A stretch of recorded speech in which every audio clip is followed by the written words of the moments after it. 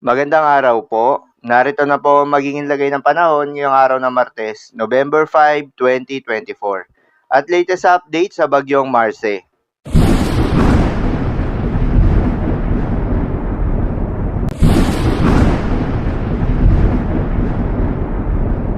Sa kasalukuyan na tayo sa pag-asa, ang bagyong Marce nga ay mas lumakas pa bilang isang typhoon.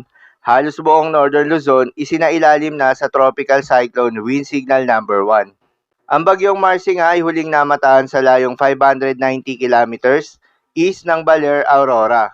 Taglay ang lakas ng hangin na umaabot sa 120 kilometers per hour malapit sa gitna at pagbugso na umaabot sa 150 kilometers per hour. Kumikilos pa northwestward sa bilis na 30 kilometers per hour. At ang mga lugar na nakasailalim sa Tropical Cyclone Wind Signal number 1 ay nadagdagan pa. Kabilang na dyan ang Batanes, Cagayan, kabilang ang Babuyan Islands, Isabela, Ilocos Norte, Apayao, Abra, Kalinga, Mountain Province, Ifugao, northern portion of Nueva Vizcaya, northern portion of Quirino, northern portion of Aurora.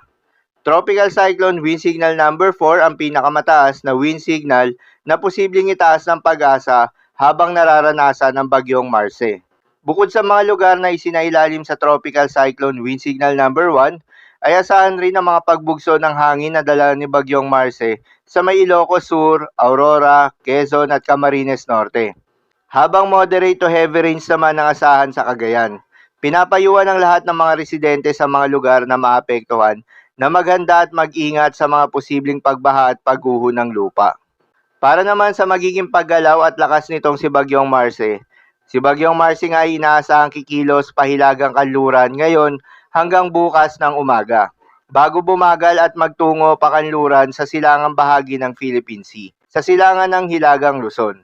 Posibleng maglandfall ang bagyong Marce malapit sa mga isla ng Babuyan Islands o sa hilagang bahagi ng mainland Cagayan sa Huwebes ng gabi o madaling araw ng Biyernes. Gayunpaman, dahil may kaunting lakas ng high pressure area sa hilaga ng bagyo, posibleng magbago pa ang kanyang track na maaaring magdala sa kanya sa mas timog na bahagi patungong mainland Cagayan o sa may Isabela. Inaasahang patuloy na lalakas ang bagyong Marce at maaaring ang patuloy ang paglakas nito bago posibleng ang paglandfall sa Northern Luzon. Pagkatapos ng landfall, posibleng lumabas ang bagyong Marce ng Philippine Area of Responsibility pagsapit ng gabi ng Biyernes o madaling araw ng Sabado. Paalala lamang po na ang mga nasabing forecast ay posible pa pong magbago. Kaya naman patuloy lamang magantabay sa mga update nating ilalabas at ng pag-asa. Para naman sa magiging lagay ng mga dagat baybayin, ayon sa pag-asa ay may nakataas na tayo na gale warning sa mga seaboards ng Batanes, Cagayan, kabilang ng Babuyan Islands, Isabela, Ilocos Norte at Ilocos Sur. Payo ng pag-asa ay huwag munang pumalaot yung mga kababayan nating mangingisda at yung may mga maliliit na sasakyang pandagat sa mga nasabing seaboards dahil inaasahan yung maalon hanggang sa napakaalon na karagatan. So yun lamang po para sa lagay ng panahon ngayong araw ng Martes. Keep safe everyone.